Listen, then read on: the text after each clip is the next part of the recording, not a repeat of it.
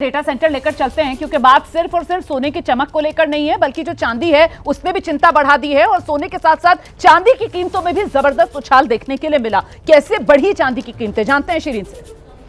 बिल्कुल रोमाना, देखिए सोने की बात हमने कर ली, अब चांदी के बारे में भी जानना जरूरी हो जाता है कि चांदी की जो कीमतें हैं वो किस तरीके से आसमान तक पहुंच गई और लोगों को इस बात का आभास भी नहीं हुआ।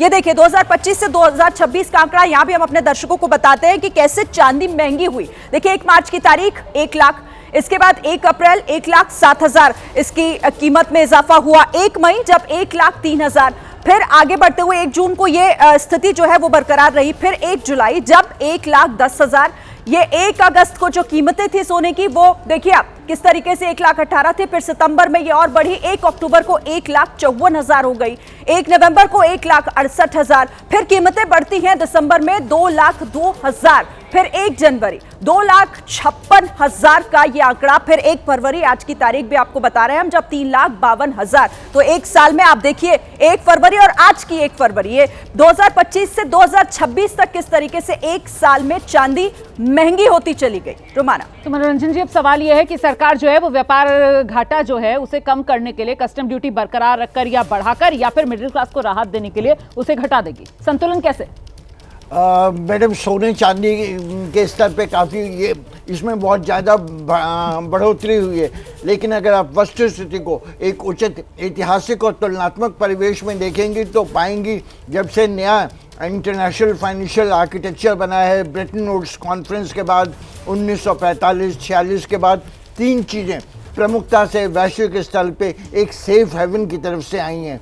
शुरुआती दौर में सिर्फ गोल्ड और यूएस डॉलर था, विगत कुछ समय में 1 आध साल में हम देखते हैं कि चांदी भी इस श्रेणी में आ गया है जी।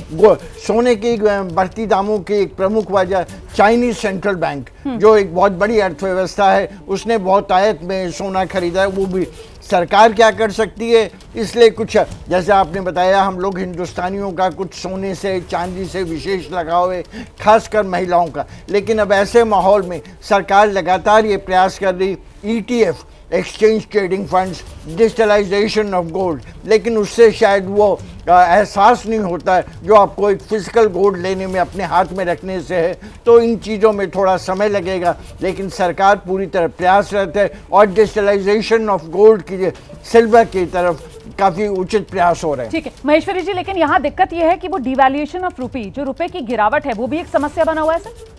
सबसे भयंकर जो समस्या है, मुझे लगता है जो सबसे बड़ा चैलेंज है वो डॉलर का और जो रुपये है उसका ही पैरिटी है।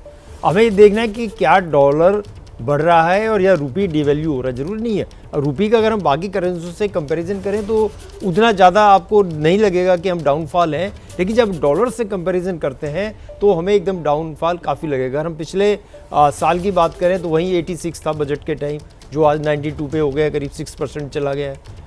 उसके चलते हुए जो हमारे यहाँ पे लैंडेड कॉस्ट है गोल्ड की, जैसे हमने कहा प्राइसेस बढ़ रहे हैं, वो ऑफकोर्स डॉलर्स में भी बढ़ रहे हैं, लेकिन डॉलर्स में क्योंकि डॉलर में बढ़ रहा है और डॉलर का INR रेट बढ़ने से हमें यहाँ ज़्यादा और इम्पैक्ट नज़र आ रहा है। डॉलर को पैसे कैसे बढ़ा सकते हैं, कैसे हमें कंट्रोल कर सकते हैं डॉलर की प्राइस को, जब तक हम अपने एक्सपोर्ट्स को ना बढ़ाएं, जब तक हम अपने ट्रेड सरप्लस को या ट्रेड डेफिसिट को अंकुश ना करें, कहीं ना कहीं से हमें रेवेन्यू लानी पड़ेगी। आज हमें NRI को और नॉन रेजिडेंट को, उनके कैपिटल को कैसे इंडिया में लाया जा सकता है, मुझे लगता है गवर्नमेंट इस चीज़ पे बड़ा सीरियस बयान देगी। उनको CKYC, उनके इन्वेस्टमेंट करने के पैटर्न को काफ़ी मुझे लगता है सिंप्लीफाई किया जाएगा, क्योंकि हमारे पास सोर्स यही है। हमारा वो अपने पैनोरमा में सारे लोगों को लाने के लिए, रिसोर्सेज बढ़ाने के लिए हमें नॉन रेजिडेंट को, फॉरेन एंटिटीज़ को और NRI क्लब को लाना ही पड़ेगा। जब तक इन्वेस्टमेंट नहीं आएगी कोई इनकम नहीं आ सकती।